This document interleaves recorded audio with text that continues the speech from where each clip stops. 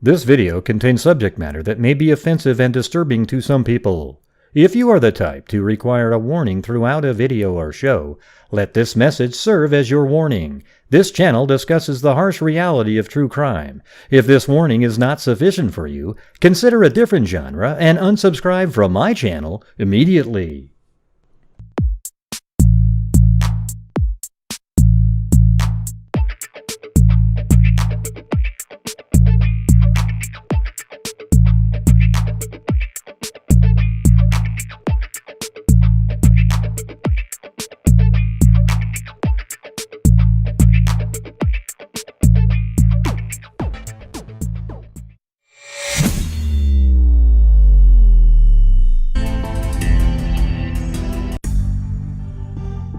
Wow, that was crazy. It didn't go boom like it normally does. Well, what's going on, freaks? How's it going? It looks like there's going to be like a press conference coming up here pretty soon. Going to need some help finding like one on Facebook or something like that. If you guys can send me a link to anybody knows where there's a link to the press conference. I think it comes up in 56 minutes or so. But they found a debris field. They don't really know if it's from the Titan yet. At least I haven't read that part, if they've confirmed that it was part of the Titan. It's kind of funny how they worded it. They said, "We found a debris field in the search area." Well, right. I mean, what other area would you, I mean, if you're searching, then you're probably going to find, if you found something, it's going to be in the search area. One of those redundant sentences. Well, Gray, they could have just been sailing by, and yeah, maybe. You never know. Yeah, so it's going to be sort of loud because they're putting in the subflooring. In my garage over here. So might be some banging noises, but hey, you guys, this would be a good we have the I still have a goal at the top of the screen. The day freaks could pretend that this is one of the, there you go, look at film 653, could pretend, and if we get over the amount, then we'll take away one of the strikes from the earlier two shows. All right, anyways, just got back from grocery shopping. All right. So there's landing gear and part of rear hull was confirmed. Well, I don't know if that's confirmed yet. Yeah, we'll have to wait and see what they say.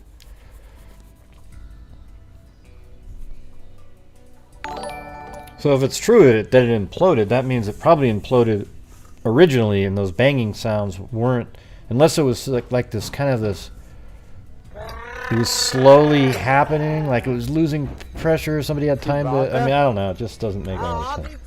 If you want me to. Boogla boogla. All right, let's see. Sky News debris field. All right, let's see what it says. Accept all, I guess. Landing frame and rear cover found at debris field in hunt for missing sub.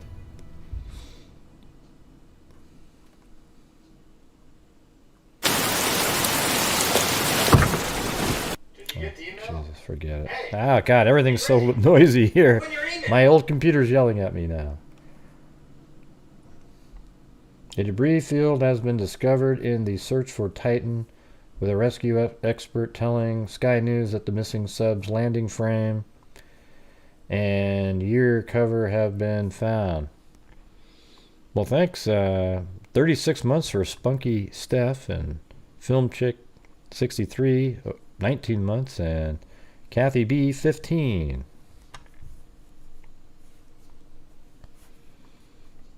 And also, oh, that was a pound. That's why it was weird. Okay, a remotely operated underwater vehicle on the seafloor made the breakthrough, and the U.S. Coast Guard is evaluating the information. See, how come it says evaluating the information here? But then up here it says landing frame and rear cover found.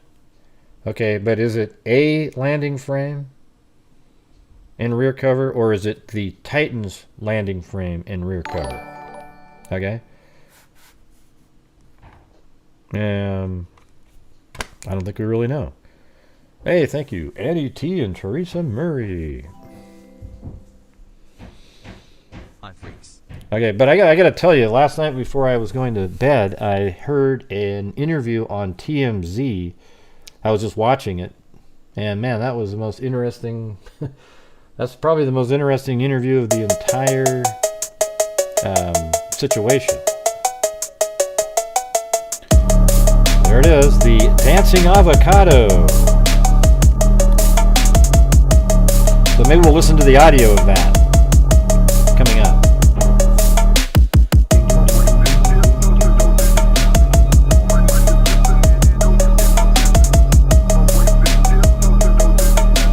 Hey, thanks, Kathy Chapin. All right. Yeah. So the one of the Simpsons writers, see, this is TMZ. I rode Titan sub to see Titanic, and he fell asleep on the way down. I mean, this guy actually was on the exact ride. Okay, so you want to maybe we'll just listen to some audio here. Or were there issues? Was it smooth? Pardon the phrase. Was it smooth sailing? Oh, you can't see it. Let me move over. Middle monitor. Here we go.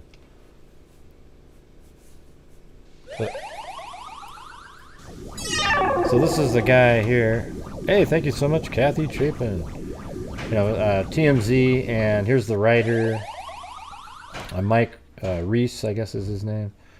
And he did get down, and there's an image of him in it, looking out the window at the Titanic. But they said there was some issues, and they weren't able to move around like they normally do. So you guys interested in listening to this? But if anybody out there knows where the live link to the press conference, I mean, I have the same site from yesterday. Maybe they'll do it there. But okay, listen to this. Or were there issues? It was smooth sailing to the point where I got on the submarine and it just drops for 2.5 hours. It takes 2.5 hours to go 2.5 miles down, and I fell asleep. I mean, if you want to hear a man not panicky, I had a beautiful nap on the submarine, and it's a very shocking experience to wake up from a nap and think you're in bed, and no, you're in a tube 2 miles down under the ocean. But I woke up when we touched bottom, and then we had to spend the next 2.5 hours just sailing around the ocean floor looking for the Titanic.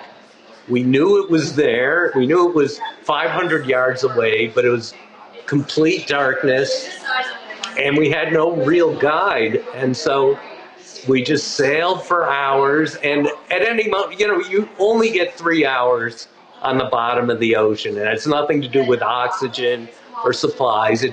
They just have to get you back to the surface while there's still daylight.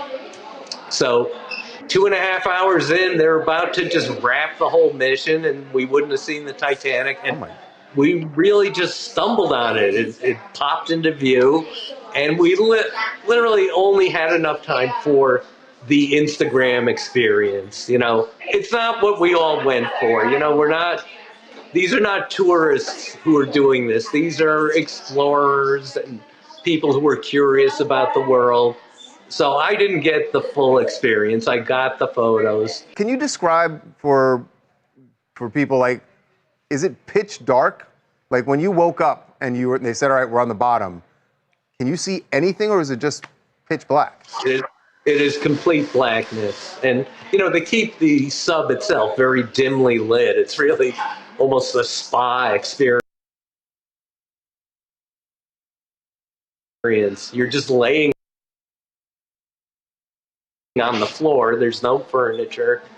And you're in this state. You're scared, but you're also very relaxed and you're excited. It's amazing.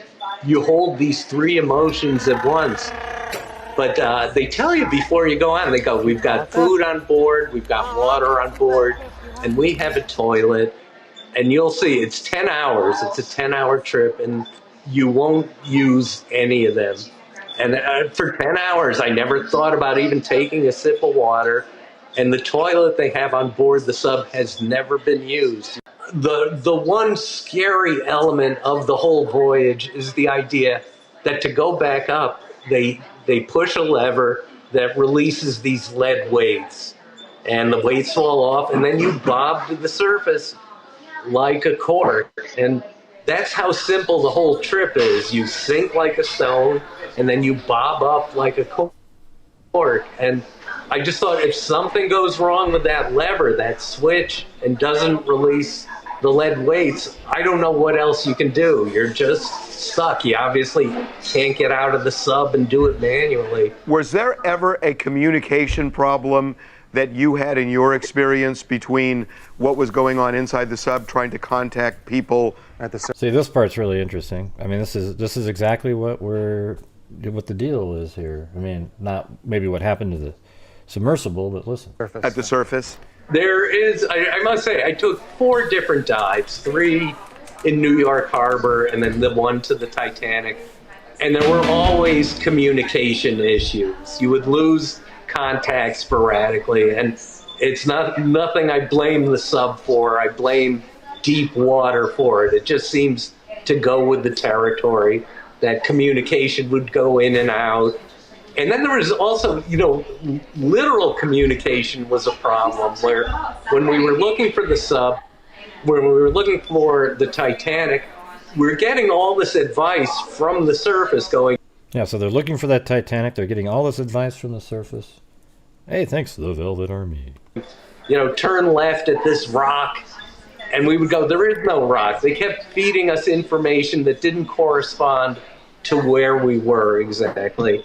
There's a simplicity to this submersible where they use a gaming console as steer it. Yeah, to direct it. When you saw that, I'm just wondering what you felt. Welcome, Cat because Crazy. for a lot of people, they're thinking, "Oh my God, this is a video game, and we're going down to see the Titanic."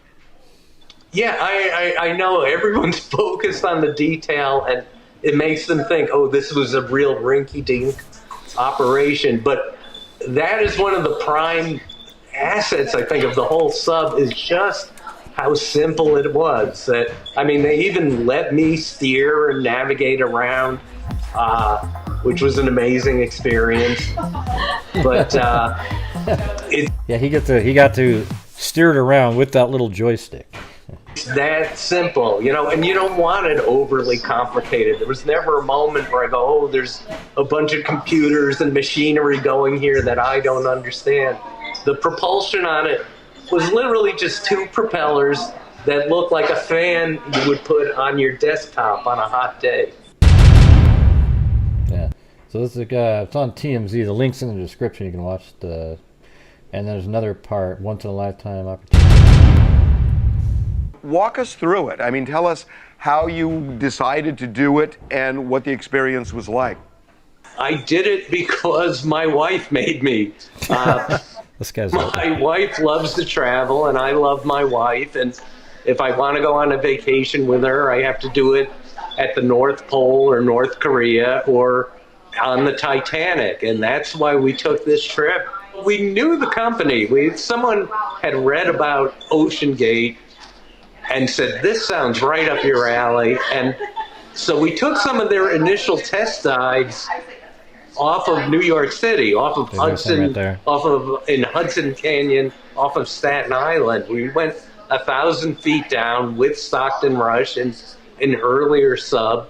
And it was only when we came back, he said, you're the first people to do that. And I go, wow, I did not expect to be Neil Armstrong in the Hudson Canyon. A couple of years later, he had developed his Titanic sub, which was much sturdier, much tougher, because we were going 13 times as deep. And we signed on for it, and We were one of the earlier missions, and it's an amazing experience, obviously, but it surprises you in that you're scared. You know, the threat of death is constantly hanging over you. People have focused on the waiver you signed before you even get on the boat that's taking you to where the sub is going to drop you. And the waiver is really 100 ways to die. Stockton Rush had thought of every single way this trip could kill you. Jeez. And it's not like you needed to be told that. Everyone knew, you know, this was not Disneyland. Yeah, This was we know not a GP. roller We know. coaster. It That's was why I'm here. scary, Do you see my and it title? was not a sure thing. Did they say anything, or did the waiver say anything about the peril of Damage? hitting the floor and possibly getting entangled where it can't come back up? It is a very soft landing. I mean, it's, you know, you kick up a little sand, and it's soft down there. And there's really nothing on the bottom of the ocean to get stuck on. I mean, I guess a lot of people have said, do they go into the Titanic? Would they be trapped in the stateroom or on the stairway? No, you don't go in it. You just go around it and on top of it. And there's really nothing to get hooked on. I'm sure everything's in the waiver, but was there ever any discussion about what could happen as you go down in terms of entanglement? I'm sure that's in the waiver somewhere, but you know, beyond the Titanic, there was really nothing down there. It's 2.5 miles down, and there's not seaweed, there's not coral, there's not fish, there's nothing there. This guy's pretty interesting. Okay, so What are your thoughts about what you're seeing right now? I mean, you know at least one of the people there. I'm curious what you've been thinking about. You know, it's unbelievable to say, but I know if they're down there, if they're alive, if they're even in a no-win situation, I'm sure there's just calm. There's utter calm to it, because that's how I felt during the whole mission. You're in this special kind of state, in a special place. And again, they're so lucky that they're there with Stockton, who's as in control and as in focus as anyone I've ever met.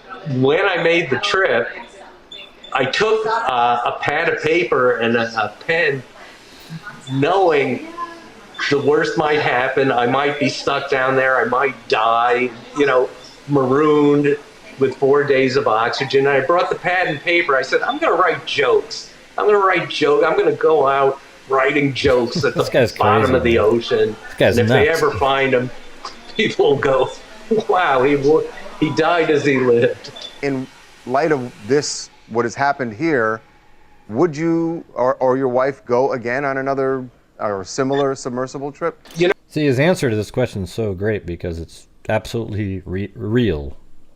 This is exactly what people would say. Listen to this. you know, if these guys get back safely, yes, I would do it again.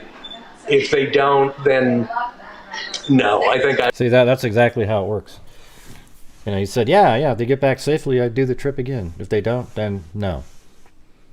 Right? And so that's what, you know, these are the kinds of things that affect the industry, where you have a wreck like this, and then now it's going to be a little bit more regulations and, you know, seaworthy tests. And so maybe that's a good thing, you know, although it sort of takes away the sort of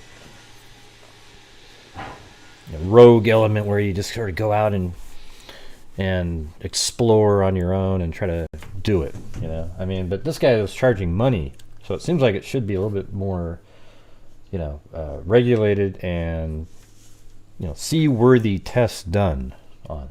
I just won't do it because, you know, fool me once, shame on you. And, you know, I think if I went after a disaster and did it again, I think nobody would really feel sorry for me. So I don't think I'll do that. Mike, thank you so much for coming on. It just... Hey, like when people just randomly show up in here and type crap like that, don't listen to it, okay? So everyone's like, what? They're alive? They found them alive? just don't pay attention to it. I hope that's true and everything like that. But whenever you get that, somebody just it's what a troll does. They type something in, they want you to respond really quick, and there was already 3 or 4 comments right after they made their comment. Hopefully it's true, but the way, if you come in and then cite a source, say, hey, so-and-so just said this, and if I can't find it within 20 seconds, it's not true. To hear your experience, to know that, it was smooth. On the one hand, there were communication problems. On the other, it really kind of gives people a picture of what this is like and why people do it. So we're really grateful that you came on. Thank you. It's, yes, I hope it doesn't hurt this industry. Whatever happens, this is really bold exploration, and, it's... So I agree with that part of it, But anyways, the link's in the description if you want to watch the video and listen to him. But I thought that was one of the, that interview right there is it. I mean, it's like, this is a guy who did the exact trip and exactly sort of in the same format as this one, and explained the problems they'd have with communications and, the fears and the waivers they signed, all that kind of stuff. I thought that was pretty interesting.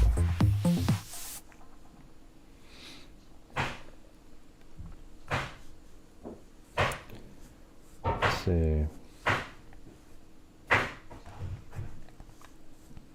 Could the Titan fit inside the... No. And it's not in there.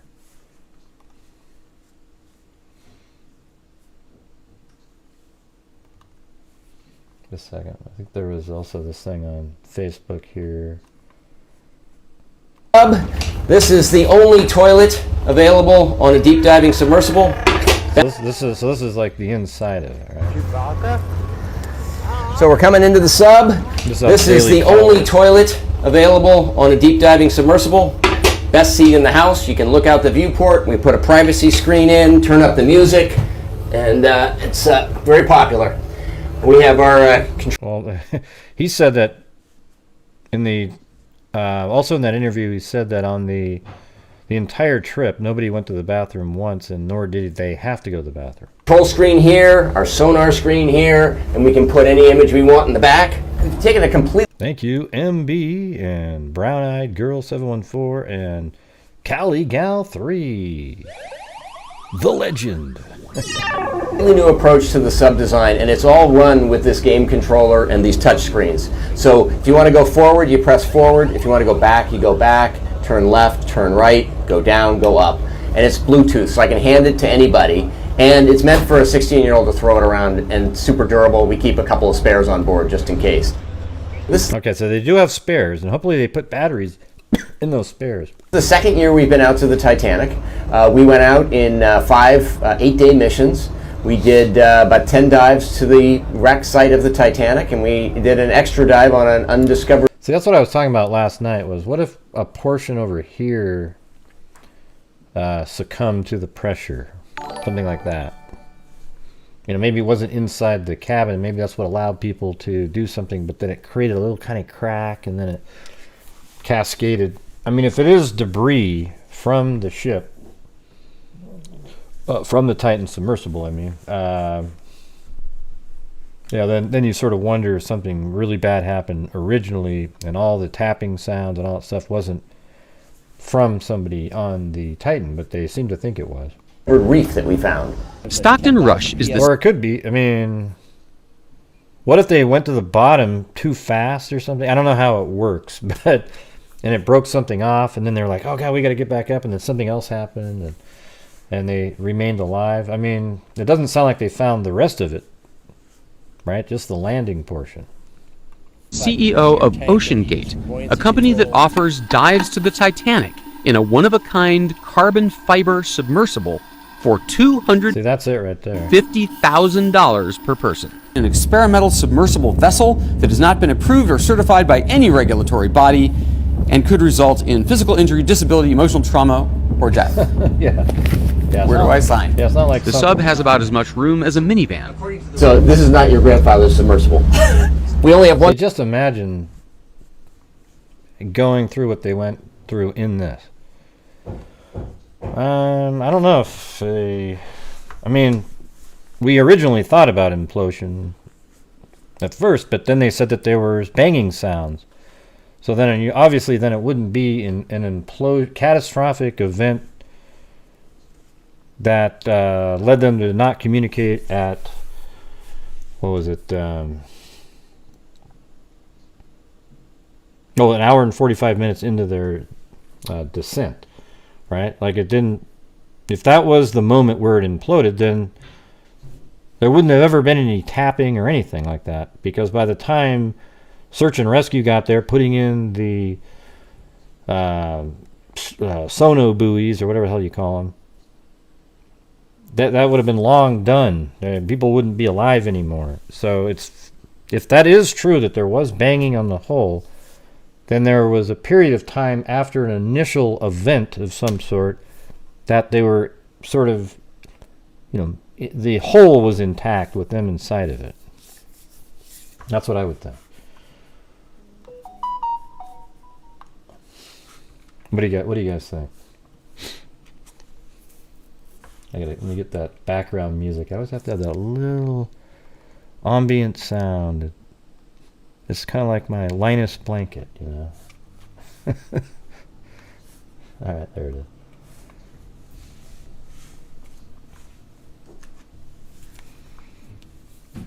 So the press conference is coming up here in 30 minutes. And we'll see if we can find it. I mean, we'll have audio for sure. I can't just play somebody's random live streaming video. Yeah, well, I thought they said that there were some people that thought it was, though. Yvonne, the experts. They said that in that press conference we listened to yesterday, they seemed to think that.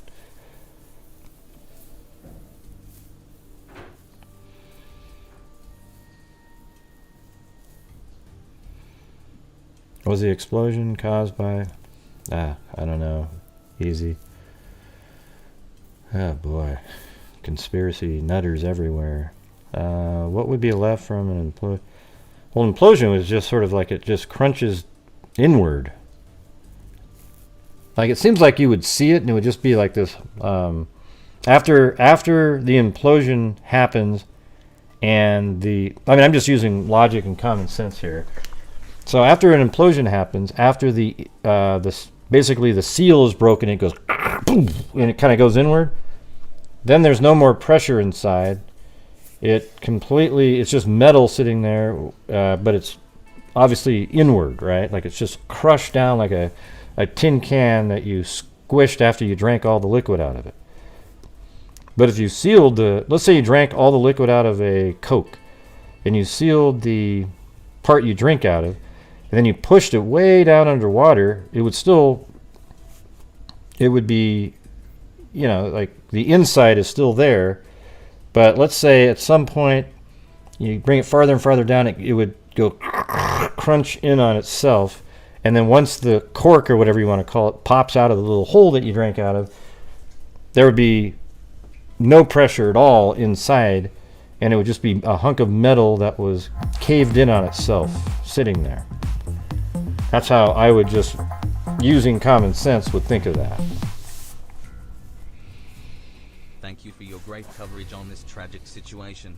Hart, did the guy in the interview take his trip in the same sub, or does the company have multiple of these Titan subs? No, he was in the exact same ship or submersible in that interview. You can go watch it. I put the link in the description for TMZ. But yeah, he was on the exact same vessel. Every single element was the same. So that's why I think it's really, when I was watching it, even the TMZ people were like, man, this is crazy, because you're literally listening to somebody who took there's a girl out there that took the same trip too. This guy, though, kind of explained it more in the sort of the real way, how it was, and what you think about I thought it was pretty interesting.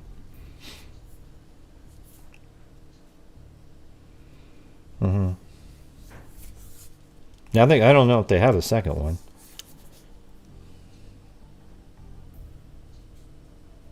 It's a submersible. Yeah. Submarines are submersibles, but submersible onlys are not submarines. Okay. Yeah.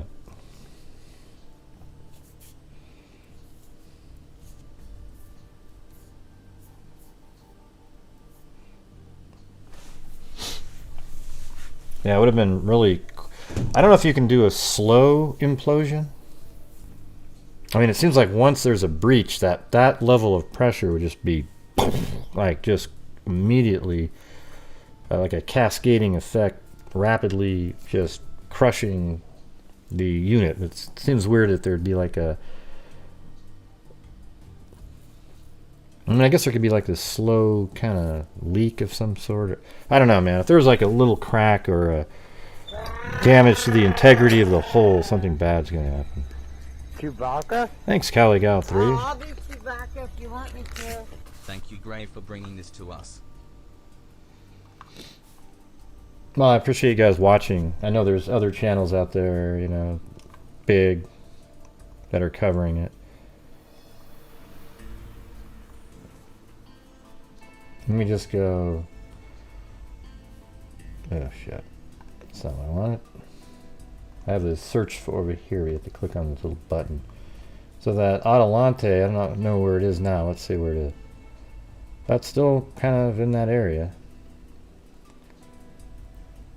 Here, let's... Is that the Adelante? Fishing. Yeah, right there. So let's go to Google Earth now, and I'll put it... Yeah, so it's right there. Right on top of it. So that Adelante is right there now. Literally from the coordinates of the Titanic, a half mile. So it's right on top. I bet you anything. How much you want to bet that it's the submersible from the Adelante that led to the discovery of the debris?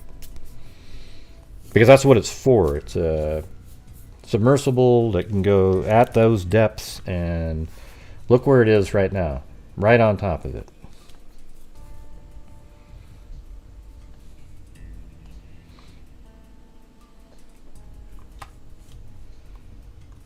And you know what's interesting about Google Earth here? When you put the pin here, it puts it at ground level. So that means at sea level, right?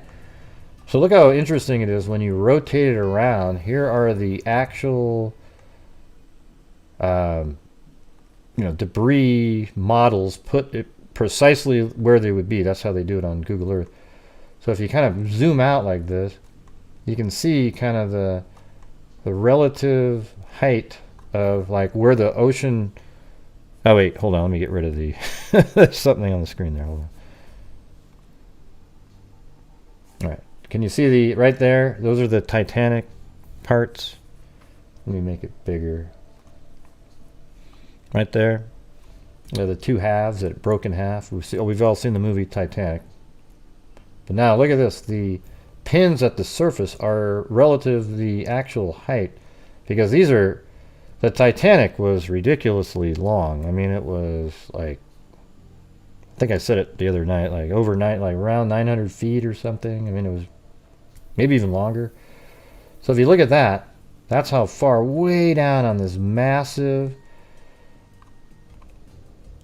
ship here. Now check this out. The submersible, I'll go back to that same spot. I think it was on the, probably the other item maybe. No, maybe not there. But you go zooming in here. Yeah, it was right here. This little square is not even, like if I went like this, let's see. Right there in feet, that's 23 feet long. So that's almost the exact size of this submersible. Did I find what? So see that right there? That little tiny square is the size of the submersible. So let's go out. There's a half of it, the ship. And then just picture how little tiny, just keep that in mind, that little square when I pan out. And look how little that's getting in this ocean now. You're zooming out. You just kind of keep looking at that and then go like this. And then there's the surface of the ocean. I mean, and to find that little tiny little thing in there, man, it's unreal. Now, what am I looking at, Daniel? Did I find what?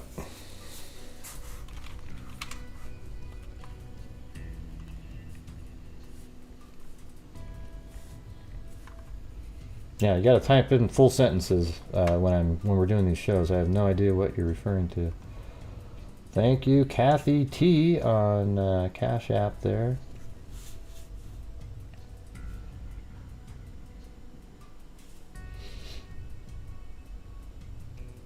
All right.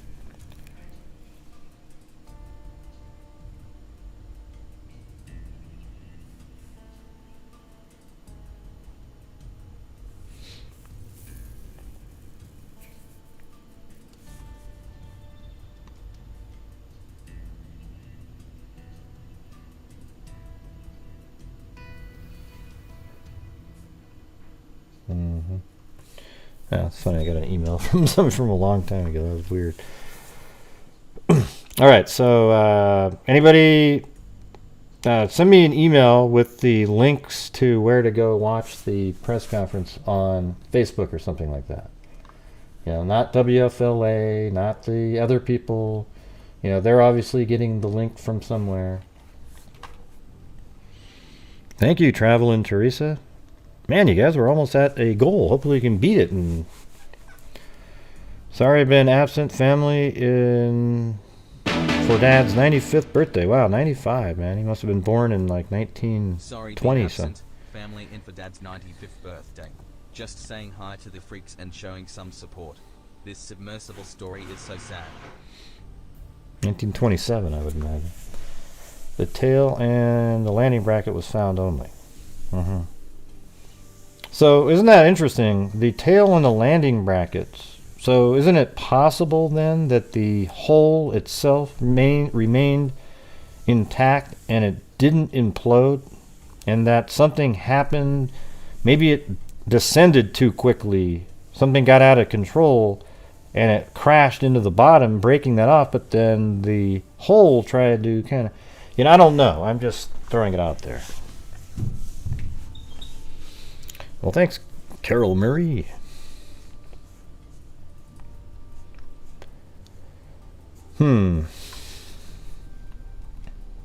That's pretty cool. This ship was like 30 miles away and heading in the opposite direction last night, but now it's right on top of the I bet you it's anchored or at least stable. I don't think they use anchors like that. They probably have GPS and then their motors keep it in a relative GPS location automatically, I would imagine. I mean, I don't think you have, I mean, the amount of weight that it would take of a chain to go down, what is it, 15,000 feet or whatever the hell it is. I don't think so. 12,000 actually. Let's see. 12,000. It looks like the Titanic right here is at 12,482 feet. And this one says 12,490. So if you look, I don't know if you guys ever use Google or like Google Earth. Down on the bottom, you can't see it. Well, you can see it. See right down here where below Google Earth right there? When I'm moving this around, see how the numbers are moving? It actually stores the height of everywhere on the planet. I mean, it's crazy. So as you're going like this, you can see it. It's, you know, it's really deep right there. But as soon as you get on this little shelf here, I mean, look at right here, it's 8,302 feet. And then right there, it's 832 feet deep. I mean, it's an incredible drop off. You don't see it. I wish Google Earth would do it like that, where it actually had the three-dimensional depth. You can see it. But we're talking about right here, it's a mere 570 feet. Right here, it's 6,000 feet. So there's this massive drop off, and that's probably a continental plate right there. Actually, it looks like it's right there. So I don't really know what the hell, why it would drop off so severely like that, but man, that's insane. And then it goes down, let's see, 11,000, and right there's about 11,000, and then went up to 10, and then right here it looks like another drop off. So right here it's 11 and then 15. Oh, it's 17,000 feet right there. Wow. So after the Titanic, where that's located at 12,000, 400 feet or so, there's another shelf right here, and then boom, it goes down to almost 18,000 feet right there.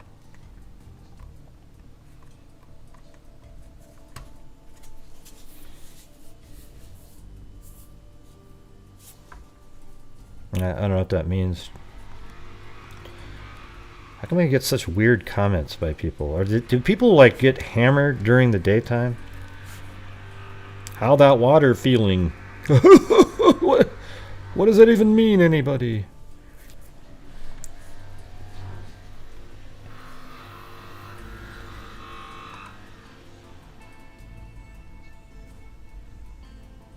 $15,000, and then so here's one of the things that's sort of interesting is under the ocean. You can hear my construction going on. There's many mountains under the ocean that are volcanoes, and then over the years, as they erupt, it makes them higher and higher, but it takes millions and millions of years. So you can see this is a mountain right here, probably. So right off to the side of the mountain here, it is 15,411 feet deep, right? At the top of the mountain, it's 8,000. So that means that mountain's like 7,000 feet tall, right? Unfortunately, that's still only 8,000 feet below the surface of the water. So there's a whole bunch of those that happen out there. Massive ones. Some are higher than Mount Everest by a long shot. Like, look at this thing here. So right here, that one is 16,000 feet at the floor, and at the top of it is 4,000. That's a 12,000 foot mountain right there. But it's not even close. It's still 9,000 feet from even being able to be seen by somebody on the surface. So anyways, isn't that amazing, you guys? All the little craziness that's actually out there. The ocean's kind of like, I wish that we would explore the ocean a little bit more. Sometimes when I go around, I look at this segment of Google Earth. This is where I just go, wow, this is absolutely crazy. Look at this place. Well, that actually takes away a strike, Kami. So if you make the goal, it takes away one of the strikes. So we've got two. We'll make it one, but we're not doing... I had a whole nother day of the McStay case gonna go, but there was breaking news. So look at how wild this is. So that's Hawaii right there, right? But what about right here? Like if you just zoomed in, you see if you just kind of zoom in like this? Look how there's these little tiny islands in the middle of nowhere. These little atolls, they call them. Like inside of a volcano filled with water right there.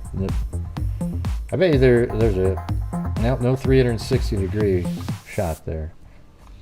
And then there's a few of them in a row there. #AstroFreaks. And then look at these little places where people live actually. And it's just weird. I mean, wouldn't you just love to just hang out on one of those for a day or something? It's just it's so far away from anywhere. I mean, there is nothing out here. Here's an island. Maybe somebody lives on this thing. But you see what I'm saying? Isla de Pascua. So the ocean's just this really crazy, vast place that we haven't really... I think we haven't even really scratched the surface of exploring. So let's see. Did anybody send me an email with a link? Okay, is that going to be it? Looks like Danielle sent me one. United States Coast Guard, me available. Well, where is it? The link you sent me just goes to yeah.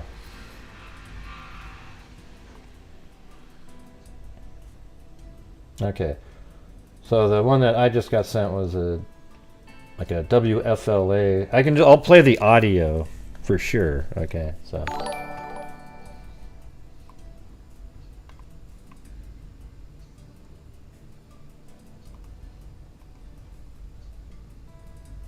Okay. Yeah, I can't play YouTube videos. If you can find something on Facebook that's not like, I'd like to have one that's just sort of an official channel, not a WFLA who's just showing somebody else's.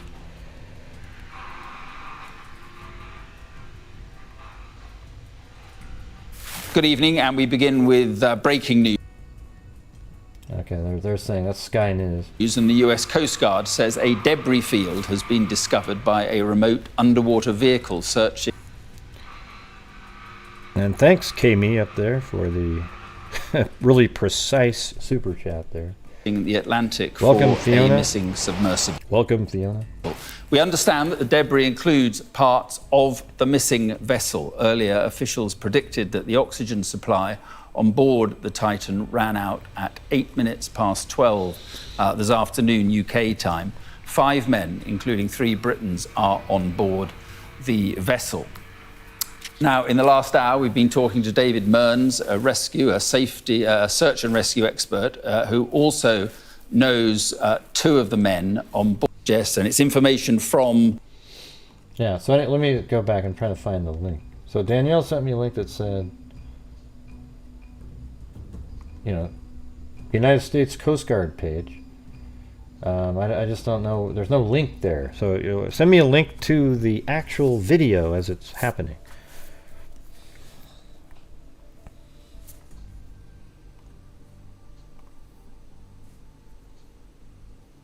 We'll get the audio regardless. I know, but don't just send me something if it's not it. You know what I mean? Because then it wastes my time. I mean, like, if you find an actual link, send that one over. Like, maybe on Facebook it'll have a, I don't know, the local, but it isn't though. It's just a page where you have to sign in and stuff like that.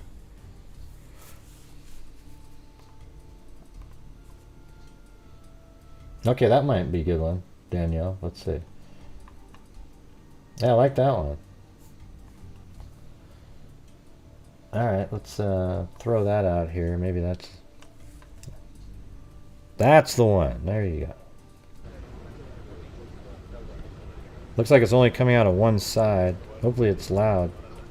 Let me listen.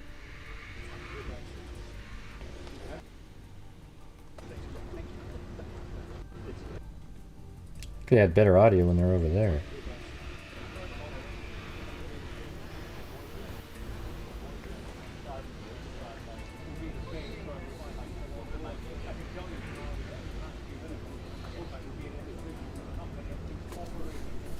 Yeah, I can only hear it out of the left side, but that might be all you guys get to hear.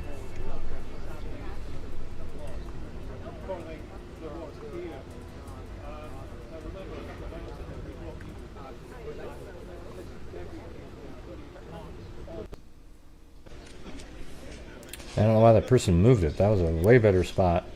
And it was also stereo. And then over here it's just mono coming out of... God, why do that? Check. Oh, there you go. 12. Okay. Can you guys hear that, though, even though it's coming out Check of the test left? 1, 2, audio 10, 9, 8, 7, 6, 5, 4, 3, 2, 1. Are they happy? Can you do this one? This, yes. Well, good, Carl. Keep on going, man. Hold on. Right, okay.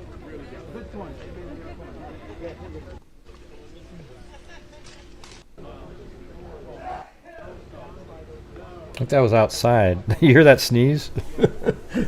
That wasn't at the scene here. That was in my garage. That was so loud.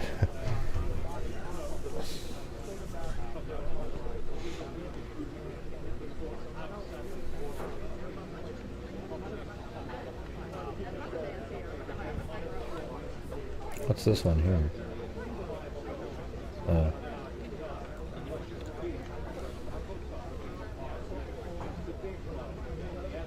Let me get rid of my face on here.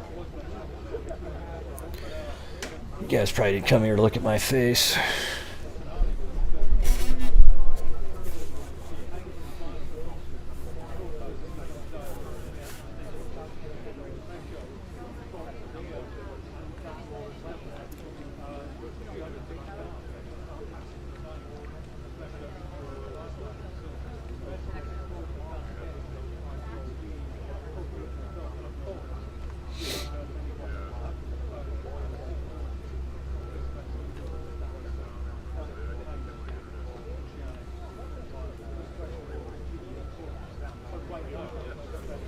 Let me get.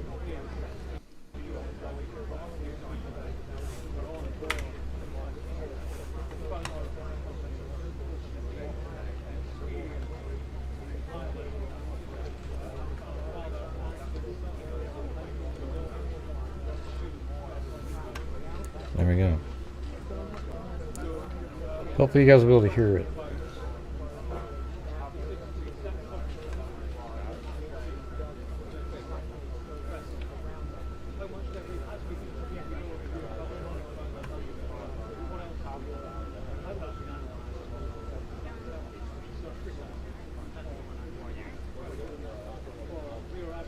Yeah, so now there's like multiple ships down there.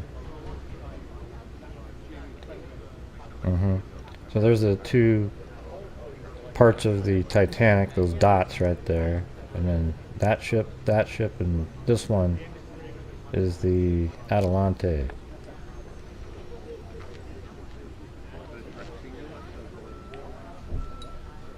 That's right. I'm not sure if I want to buy a... It's pretty expensive on here.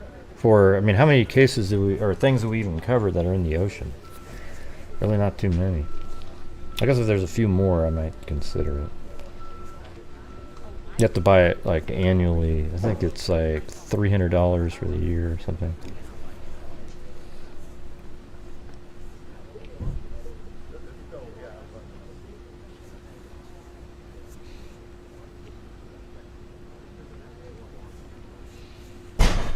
God, you guys hear that? That is some loud stuff.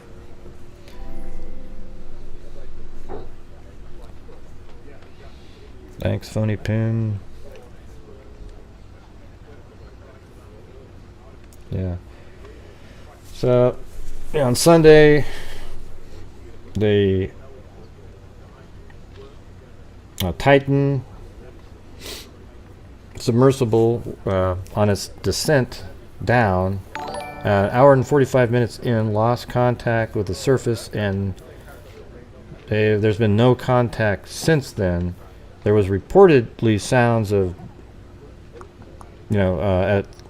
we keep hearing these claims that there was an SOS signal every 30 minutes or so. If that's true, then wow, I mean, that's pretty crazy. But since that time, all they've been doing is, looking for the vessel, and apparently they found debris that we don't know for certain is directly connected to this submersible, but sounds sort of likely because I guess the floor is really bare down there, and so you go down there and you find this. You probably compare it to other reports. Has there been any other submersibles that have gone missing down there? And they go, well, no, there's never been one that's gone missing at the Titanic. So therefore, it almost certainly has to be from this submersible, wouldn't you think? Because they would be able to say if it was or not based on there's never been another report, right? And we know that I was shocked, to find out that you can't get out from inside, even if you wanted to. It takes somebody from the outside to unscrew you to get out. They also use a $29 controller, except somebody in my comments. Mic check. Somebody in my Microphone comments check, said that mic that was check. pretty Microphone normal check. in the industries Mic check. to use things like that. Like he said at Raytheon, they use similar controllers. They don't go create a new one. But I was thinking, well, how about in your final product? Do you still use the Logitech controller in your final product? Or do you kind of come up with your own at that point? You just use the controller when you're doing your beta testing? Because that's what this ship feels like. That it was sort of the submersible feels like it was a beta testing mode situation. You know, really bare bones stuff. Yeah. We're going to use this Amazon Prime controller from Logitech, you know.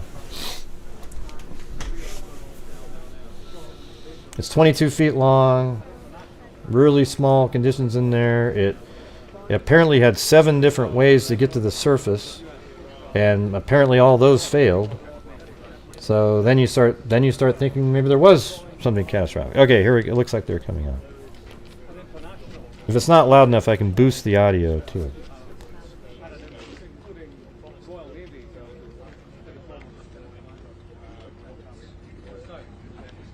I hear it out of the right now too.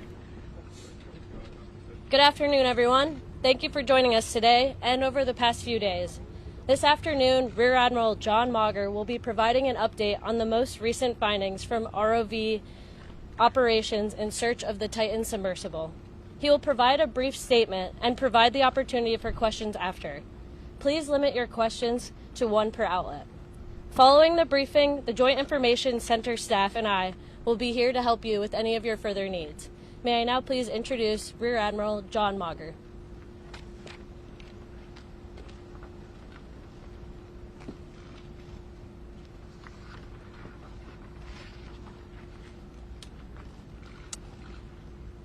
This morning, an ROV, or remote operated vehicle, from the vessel Horizon Arctic discovered the tail cone of the Titan submersible approximately 1,600 feet from the bow of the Titanic on the seafloor. The ROV subsequently found additional debris. In consultation with experts from within the Unified Command, the debris is consistent with the catastrophic loss of the pressure chamber. Ah, boy. Upon this determination, we immediately notified the families.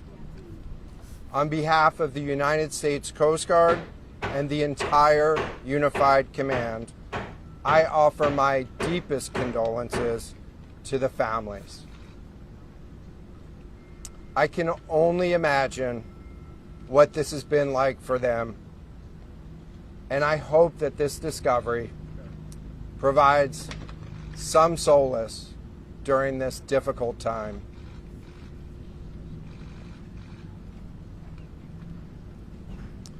Additionally, we've been in close contact with the British and French consuls general to ensure that they are fully apprised and that their concerns are being addressed. The outpouring of support in this highly complex search operation has been robust and immensely appreciated. We are grateful for the rapid mobilization of experts on the undersea search and rescue, and we thank all of the agencies and personnel for their role in the response. We're also incredibly grateful for the full spectrum of international assistance that's been provided. The ROVs will remain on scene and continue to gather information. Again, our most heartfelt condolences go out to the loved ones of the crew. We'll now take questions. What other debris have you found? John, what other debris have you found? Can you talk about the delay in reporting the vessel missing and what impact that had on the recovery? This was a incredibly complex case, and we're still working to develop the details for the timeline involved with this casualty and the response. And so we'll provide that eventually. James Matthews from Sky News. John, what other debris have you found? And have you found any trace of those who were on it? So this is an incredibly complex operating environment on the seafloor, over 2 miles beneath the surface. And so the remote operating vehicle has been searching, and it is highly capable. And we've been able to classify parts of the pressure chamber for the Titan submersible. Let me refer to one of my undersea experts here, Mr. Paul Hankin, to talk about the nature of some of the debris.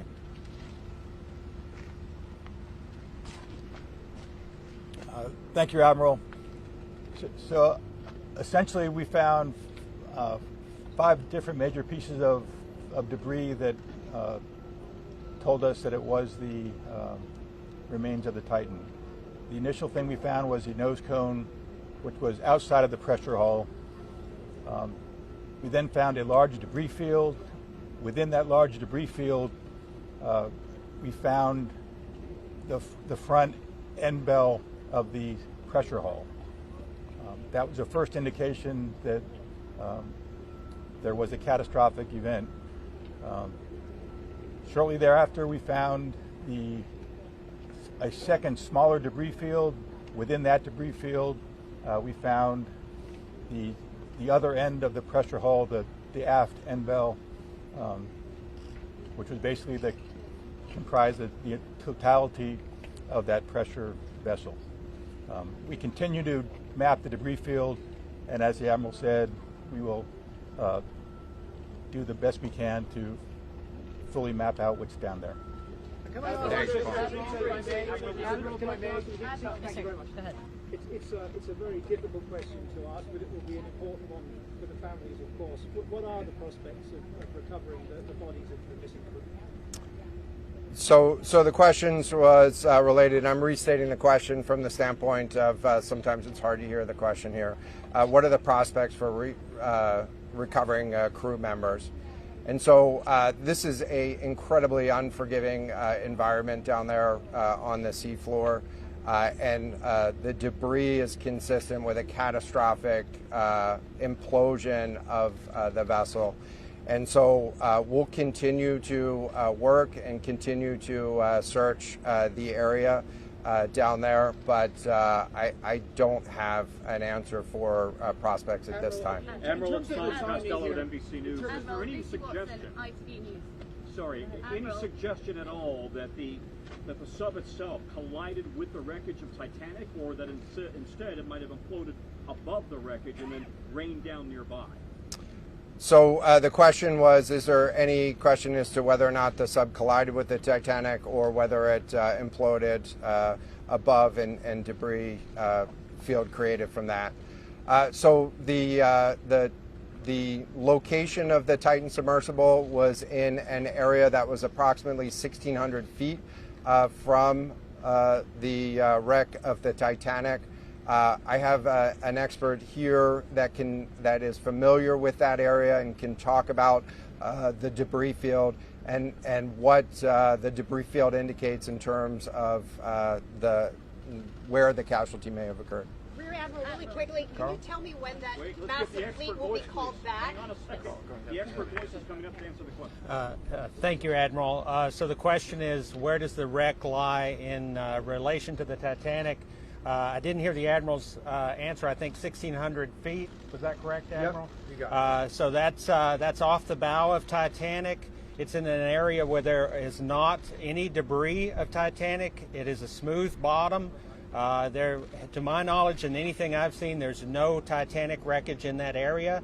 And again, 200 plus meters from the bow, and consistent with the location of last communication for an implosion in the water column. And the size of the debris field is consistent with that implosion in the water column.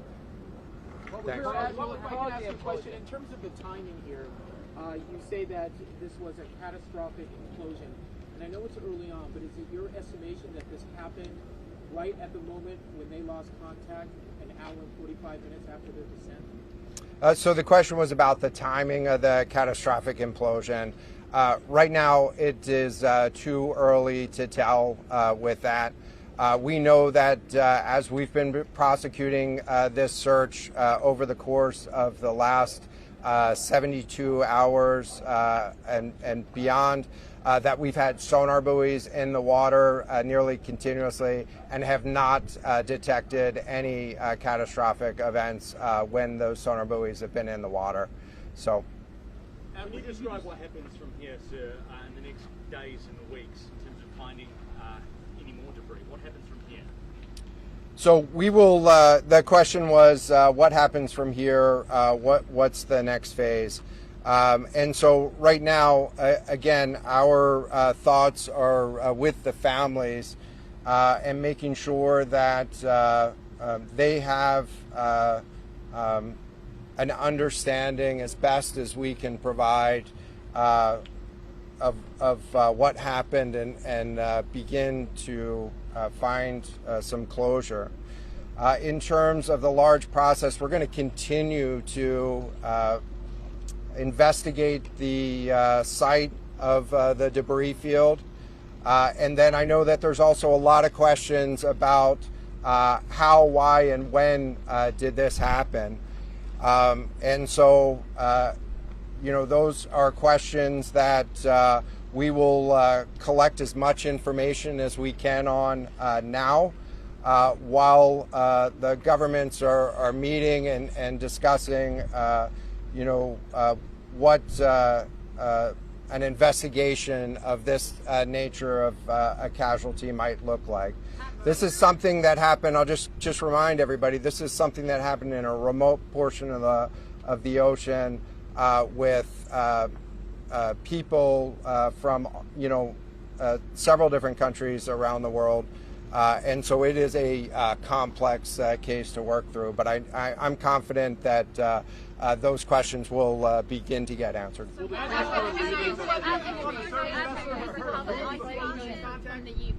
there any suggestion that time factors, speed, anything could have prevented this or saved 5 people on board, or is this quite simply a catastrophic accident? The question was there any suggestion that time factors may have played a role or a consideration in the casualty here? And so the debris field is consistent with a catastrophic implosion of the vessel. Again, while we were prosecuting the search, we had listening devices in the water throughout and did not hear any signs of catastrophic failure from those. And so we're going to continue to investigate, or we're going to continue to document the information there and understand, based on all the information we have, the timeline. What is the state for the resources required for the investigation? Which ships will be pulling out and coming in? So the question was, what are the resources required for the investigation, and which ships will be pulling out and staying in? And so it's too early for me to talk about an investigation. That's a decision that's going to be taken outside of the search and efforts that I was leading. But we do have a number of vessels. We have 9 vessels on the scene right now. We had medical personnel on scene. We had other technicians on scene. And so we will begin to demobilize personnel and vessels from the scene over the course of the next 24 hours. But we're going to continue remote operations on the seafloor.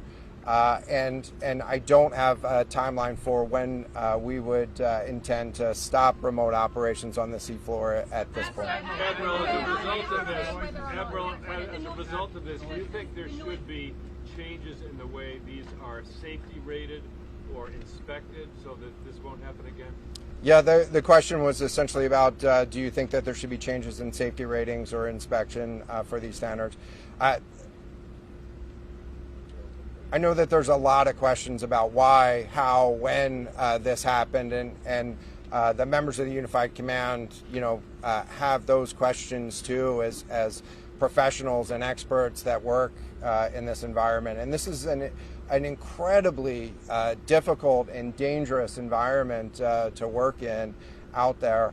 But those questions about the regulations that apply and the standards, that's going to be, I'm sure, focus of future review. Right now, we're focused on documenting the scene and continuing the subfloor operation. We don't know the timing here, but there was the banging noises yesterday that redirected and redeployed the ROVs to this area. Is there anything conclusive in those noises, and did that redirection and then finding this debris field today all help? So throughout the search efforts, we reacted to the information that we had available to us, and while we continue to send it off for deeper analysis. Again, really complex operating environment for us to work in. Let me check with the experts, but there doesn't appear to be any connection between the noises and the location on the seafloor. Again, this was a catastrophic implosion of the vessel, which would have generated a significant broadband sound down there that the sonar buoys would have picked up. This will be the last question. Admiral, I just ask you about the comment regarding the family. That dropped into the ocean today. It arrived early this morning. It seems that Swiftly was able to find the debris field. If you talk about the speed of that, and also were all of the assets involved moved as swiftly as possible to the area? Was any help turned away, as some lawmakers have criticized the government? This was a incredibly complex operation, and we were able to mobilize an immense amount of gear to the site in just a really remarkable amount of time, given the fact that we started without any sort of vessel response plan for this or any sort of pre-staged resources. And so the equipment that was brought on site this morning that we were using was a pelagic ROV capable of operating at 6,000 meters, cameras, sonar, other articulating arms and resources on it. And it, we had to transport it here through C-17 aircraft. This is 2 aircraft that it took to get this up here. And so we've really had the right gear on site and worked as swiftly as possible to bring all of the capabilities that we had to bear to this search and rescue effort. And it was just a huge international and interagency effort to make this happen. So I'm really grateful for all of the responders that came out to support this and really search for the vessel. It is a difficult day for all of us, and it's especially difficult for the families, and our thoughts are with the families today. But this was an immense support, and we had the right gear on the bottom to find it. So thank you. Will you attempt to recover the bodies, can we ask you? The victims, will they be recovered? Thank you so much, everyone, for attending this afternoon. There are no future planned press conferences. Update.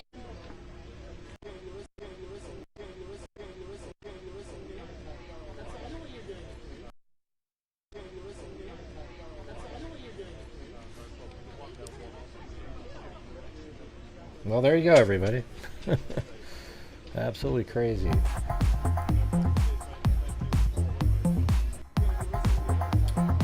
And that was WICS. For keeping it real and sticking to the facts, as always. You're appreciated. Great. Well, thanks, Brianna25. Yeah, we don't, just to let you know, we don't do, I mean, sometimes conspiracies develop in cases where you go, wow, okay, there really is something here. But here's the truth. Every time there's a case like this, the first thought that people have are conspiracies. Because there's a segment of our society of really sort of just wacky people who immediately on every mass shooting, every single case like this, they can't just let it be what it is. A sort of an outfit that wasn't really regulated. They did things, they cut corners. It just wasn't a safe outfit. That's why they have the waivers that you sign. There probably will be no lawsuits because of how many variables they put on there. They were all signed and the waivers were signed. There is nothing to be done. Okay, so the truth is it imploded because it wasn't a very good submersible. Okay, that's the reality of it. That's what happened. All right, now people want to look at the people on board and come up with stuff. I mean, everybody has thoughts like, wow, did somebody on board intentionally do this because they wanted to be buried down at the Titanic? You know, like the 73-year-old guy. You can have those thoughts, right? But it's like, why pretend that is even remotely more likely? So we don't do that on here. Now, sometimes the information that you get leads you in that direction. And we do discuss sometimes those elements, but it's really usually pretty rare. If you stick to the facts of the case in true crime, this isn't really, but it's, you use the same thinking and logic and everything. You generally come up with what likely happened. Now, the red herring in this case was the tapping sounds that they heard. If that's true, then there was sort of a secondary catastrophic event that happened. But it sort of seems to me like an hour and 45 minutes into the dive that a catastrophic event happened. The sounds that they heard, now SOS signals, maybe it was another ship banging SOS. I mean, who the hell knows? You sort of question all of those kinds of things now. I think it's most likely that it had a catastrophic event at an hour and 45 minutes into the initial descent, and they all were killed right then, and that is it. It sank to the bottom. Doesn't that seem most likely, everybody? That the reports of the sounds that were heard are inaccurate.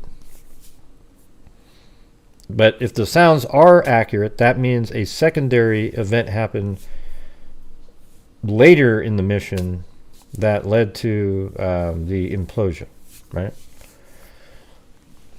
So, I mean, it's really shitty news. Here's one thing I will say, though, is it was probably really quick dying. And some of these people, that was their whole life, was the Titanic. And I bet you when they died, they probably would have said, I'd want to be buried in a capsule down by the Titanic or something, right? I mean, a lot of people say stuff like that. And I bet you'll hear things like that. So, anyways, wow, it's sad news. I don't think it was unexpected, though, so I'm not like shocked or anything like that. I thought maybe. See, the thing is, the red herring. The red herring in this case is similar to the red shirt again in the Molly Tibbetts case, where you have to make your theorizing based on a piece of information that is inaccurate. So I think originally we were saying that it was probably just a catastrophic whole failure, implosion. That's what on the original show. And then people started saying, oh wow, they hear banging and stuff, and then you have to completely change your calculus to something that's weird, that they're just at a drift in the sort of in between the surface and the bottom, and they're banging on the ship to try to get out. And you have to change everything in your thought process and your theorizing because you're putting the known facts in there. And then it takes you away from what was most logical, that at an hour and 45 minutes in, there was a catastrophic failure of the hull of the submersible, and it just imploded on itself, right? So I think I don't really have much more to do. I forgot what the bow was. That's why I had it over here. I think this is the back. The bow is the front of the ship, so it's 1,600 feet south of the bow. So that means it's over here. So it makes you, what probably happened was it was more like right here, and then when it imploded, an hour and 45 minutes in, that means it was probably still a good 4,000 feet off the bottom of the ocean. And then it sort of drifted with the currents after it imploded, and then maybe went like 1,600 feet and just sort of crashed on the bottom over here. Something like that. What do you guys think of that?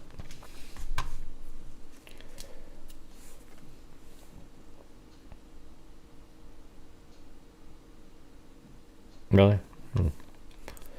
We have people died just off the coast. So maybe their bodies aren't even recoverable. Because it seems like their pressure in their body wasn't matching the pressure that's actually outside or whatever. So once the hole was breached, they were probably just like absolutely crushed into a... I don't know how it actually works, to be honest with you, but that's kind of what I picture.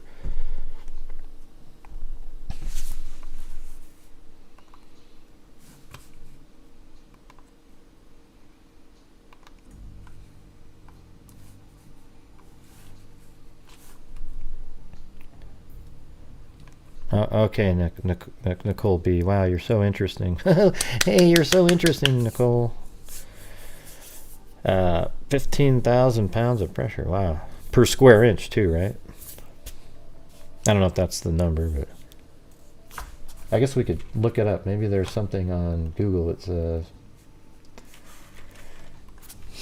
how many pounds of pressure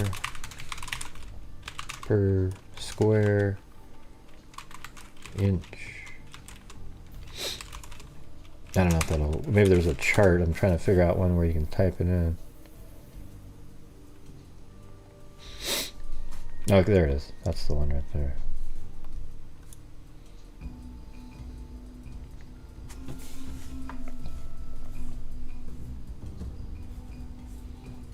Square inch of an object surface experience the equivalent of 5,500 pounds of force at oh yeah, so it's actually talking about, is it actually talking about this? Oh yeah, it's actually talking about this case right here. The Titan has become stranded at lower depths. One of the greatest dangers it faces is increasing water pressure. So maybe that could explain something. What if it lost propulsion somehow and it sunk to the bottom?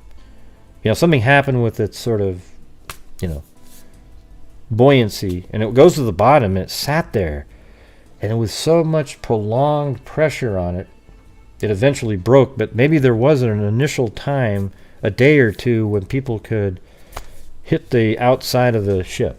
Okay, so maybe let's throw that in there.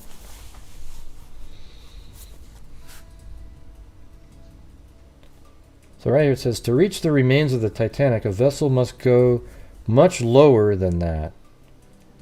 The wreck sits in the dark bathypelagic or midnight zone at a spot 12,400 feet below the ocean surface. The pressure around the famous sunken ship is about 375 atmospheres.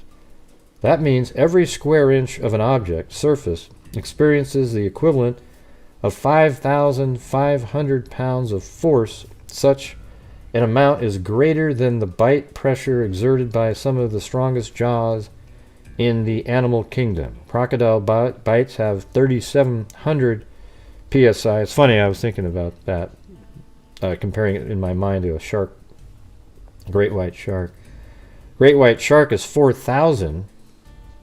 For submersibles to survive the equivalent of being crushed in a great white shark's jaw, they must be built of strong materials and have a shape that will withstand the water pressures in all sides. Like an egg shape is good.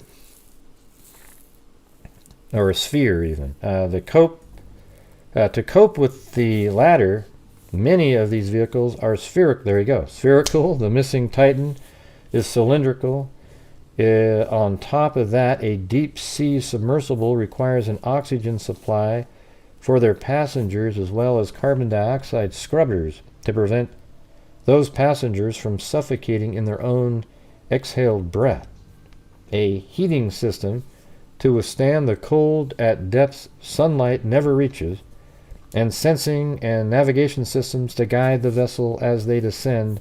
This is written obviously before. That's wild. Pretty cool. Interesting stuff there. Really sad story, but I don't have much more to say here, so I guess we could go back over tonight the press conference and any updates that they have if you guys want to. But I'm not going to just keep, like today will probably be the last time I cover it until there's any kind of a big, I'll probably update it with little segments or something like that, but I got to get back to what we normally do here. But hey, everybody, hit that subscribe button, hit that like button, If you like the way I do shows, then hit the subscribe button. If you don't, hasta la vista. All right?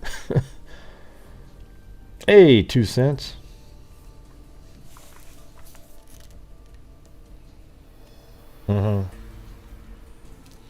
Well, there was one part where they said they use zip ties to put something back on. I think the same interview that guy, I don't know if it was him, but he said that there was some element where they had to use zip tie. Something fell off, so he put it back on with a zip tie or something. I was like, what?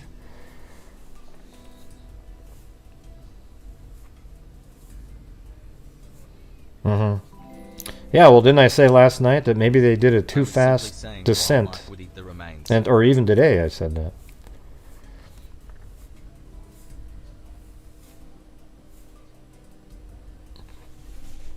Which is interesting. Because remember, I said, what if it hit the bottom at 1 hour and 45 minutes?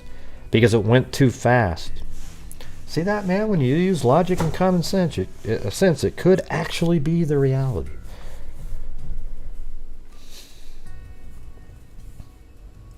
Right, Nicole. But is that really, really? Don't you think that's just kind of the way it is? That animals eat remains down there, and why bring it up? It's just kind of, it's just. I think it's the wrong timing. I think it's kind of obvious, but you know what? There isn't really animals that live at that depth, so we don't really know in that part of the ocean. It doesn't sound like there's a lot of wildlife moving around. Especially wildlife that eats human remains like that.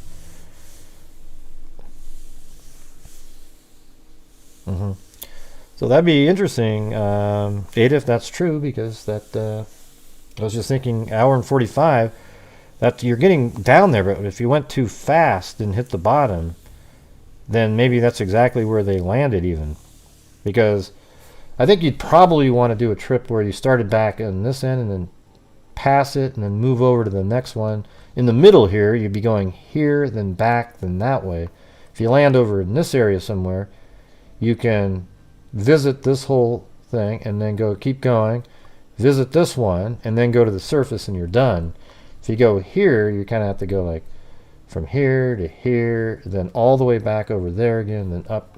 I don't know. Just seems like maybe that's how they do it. Instead of landing in the middle, they would go over here somewhere on a side, past the front of it, and then go to the back, and then probably go up.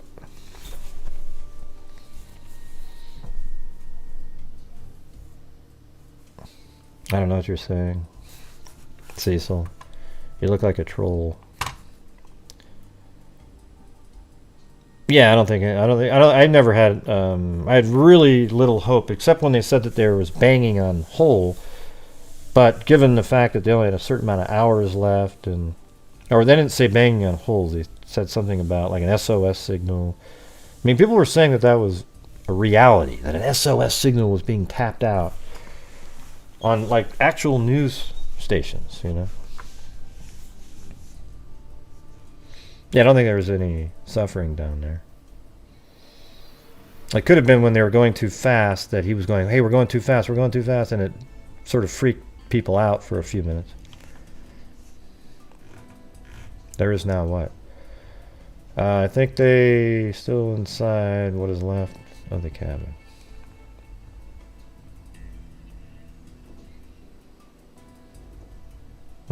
Yeah, what would be interesting about serving him right before?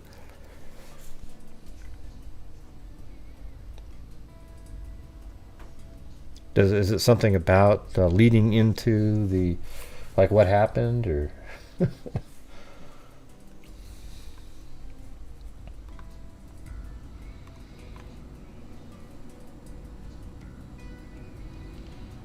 All right, I'll do the one. They were excited to go. Barista who served Titanic 5 coffee moments before, man, Titanic 5 coffee? You mean coffees?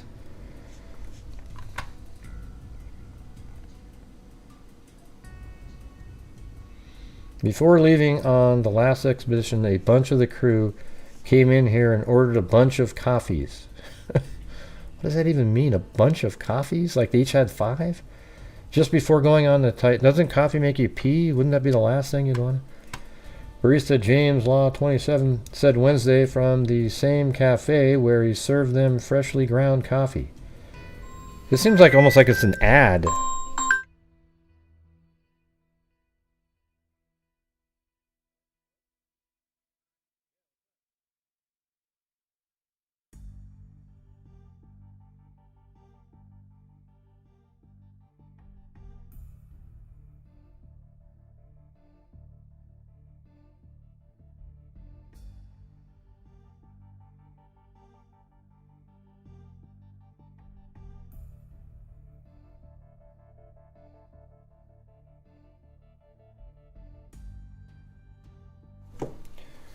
That was Drew Collins, Lyric and Elizabeth.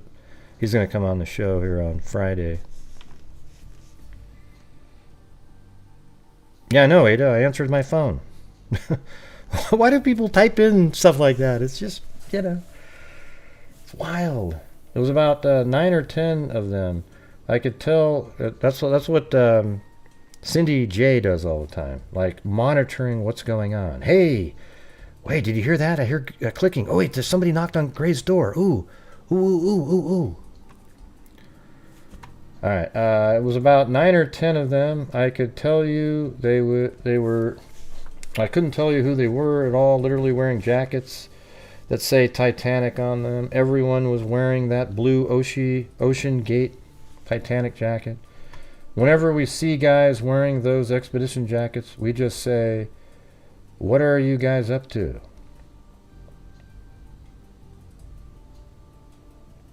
They were saying we were excited for a good this whole thing up here sounded like an ad for the company here. It's like whenever we see guys wearing, where was that part? After waiting for days for the weather to break, they seemed excited that the fog had lifted. Yeah, right here. Before leaving on their last expedition, a bunch of the crew came in here and ordered a bunch of coffees. Before going out, Barista James Law 27 said Wednesday from the same cafe where he served them freshly ground coffee. What? How many times do you have to say coffee in a sentence here? This little sentence here is just crazy. Before leaving on their last expedition, a bunch of crew came in here and ordered a bunch of coffees before going out. Barista James Law 27 said Wednesday from the same cafe where he served them freshly ground coffee. Yeah, we know that you served them coffee there. It's just, it's unreal.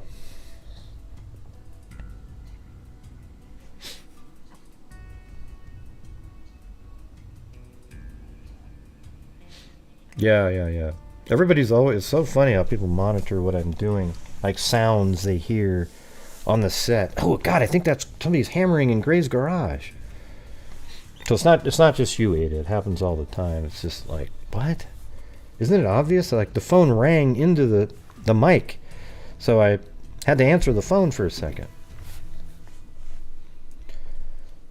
Like the play-by-play, it's so funny. Like it's almost like there's people that watch that do play-by-play of everything other than what we're talking about.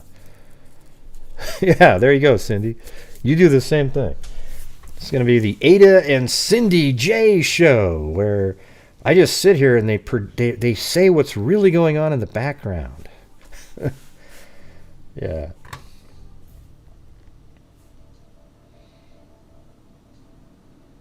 Yeah, this kind of, I don't know. This isn't really important to me.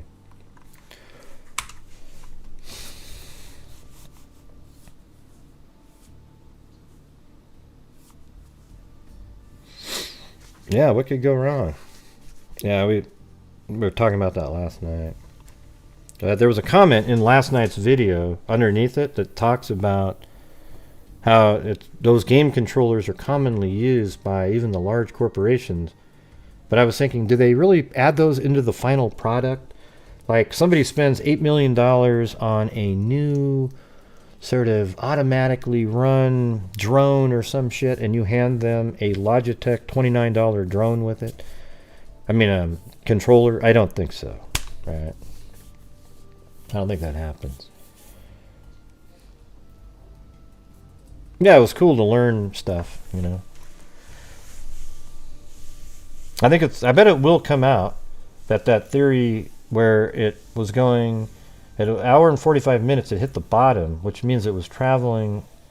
At some point, it must have been moving like 30 or 40% quicker than it's supposed to be. And maybe you just didn't notice, you know, you're just kind of talking, oh my God, what's going on?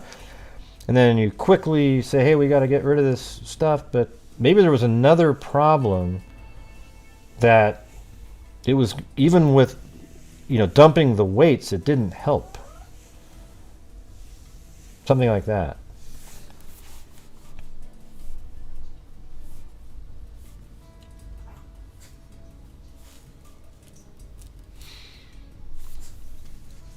I don't know. I don't really care to see the wreckage, really. I mean,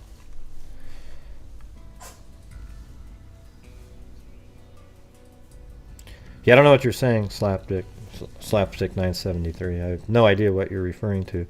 Gray read my comment and didn't say anything about.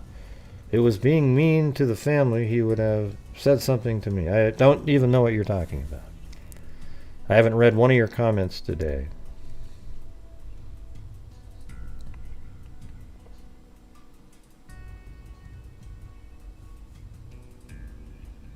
Oh, the part about left of the cabin? Yeah. Yeah, I just randomly saw that. I didn't see who wrote it. All right.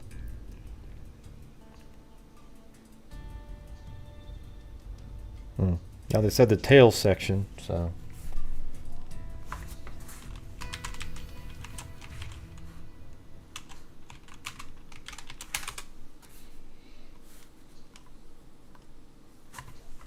So it looks like this part back here, right?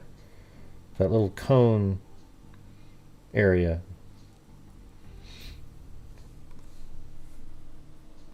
Yeah, probably this section right here they found. When I was looking at this, I didn't think it looked like the... I bet you that is where the issue happened. This seems here to be a shape for pressure. I don't know about this, but I'm not an expert in this kind of stuff. Every time I saw this before, I was thinking, man, that doesn't look like how you see these vessels. But, you know, whatever. It is what it is, right? Okay, you guys, I think that's going to do it for me. I don't have any more to go on this. You know, we'll do any updates later in this evening. Maybe have a call-in. People can talk about it. And then the following day, we'll get right back on to what we normally do. All right. which is interesting too. I mean, this stuff's interesting. I'll admit. I don't mind covering when there's, disasters of some sort to try to bring some kind of visual clarity and discuss it and things like that. I've done that before. We did it in the well, not that one. What was the one where that? I don't know if you remember that one, Ada, the hotel that collapsed in Florida or something like that.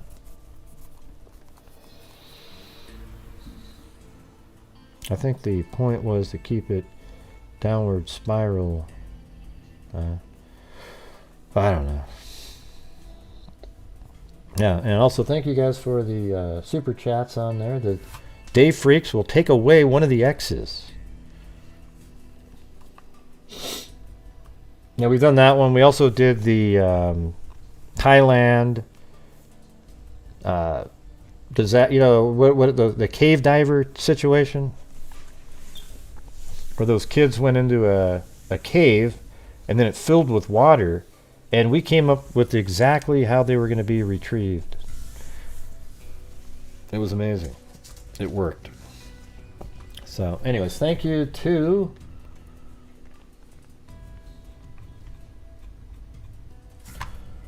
Film Chick 63, Teresa Murray, Annie T with a cat eye there, Kathy Chapin, Robin, Annie T, the Velvet Army, Cat Crazy is a new member, Elaine Talling, Reticent Robin, Brown Eyed Girl 714, MB, Callie Gal 3, new member Phony Pin, Southern Mom, Callie Gal 3 again, Traveling Teresa, K Me, new member Fiona W, Brianna 25, 8 months, Phony Pin, Brianna 25, Robin, Flor Morena, Nicole B, and Callie Gal 3 again. What'd they die of, Ada?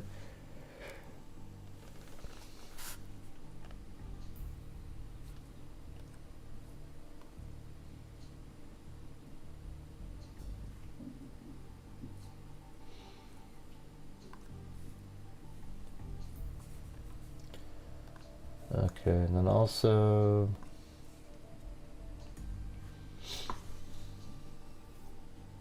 I did get a Cash App from Kathy Torres, and then like Alexandra Noyes and Jade Rigby on PayPal last night after the show. So thank you very much. I appreciate it. So anyways, the debris was found 600 feet south, or 1,600 feet south of the bow of the Titanic. All right.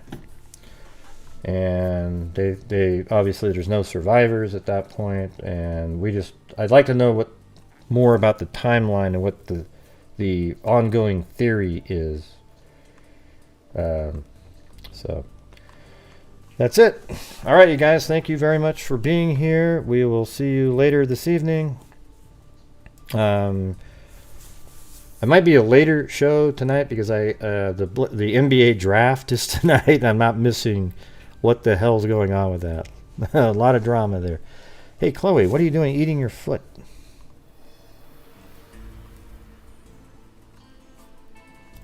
Come on, Ada, don't you think you would enjoy a dog like Chloe there? I give a dog a shot. You know what I'm saying? Look at that. What is she doing? Is she cutting her nails?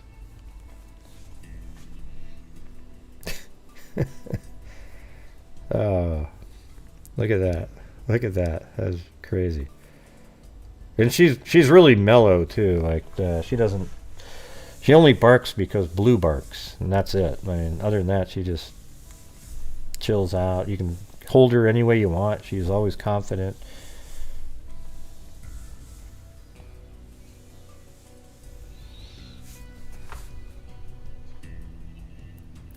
God, she's like eating her toenails. I'll have to go bring them in. Maybe they're too long. We just got them cut like a month ago.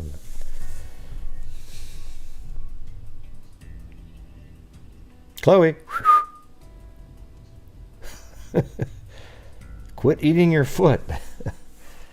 That's crazy. All right, anyways. Well, thanks for being here, everybody. We'll see you guys later. And let me move it back up here. There we go. Right there. All right, well, again, thanks for being here. Thanks for the support for the channel. Sad news, but I don't think it was unexpected. I'm not shocked or anything like that. So thanks for being here. We'll see you this evening. And until next time, everybody, be safe out there. Boom. Oh my God, it's the Trigger Bunny. Yeah, I've been doing this that ain't funny, Trigger for Bunny. quite a while now.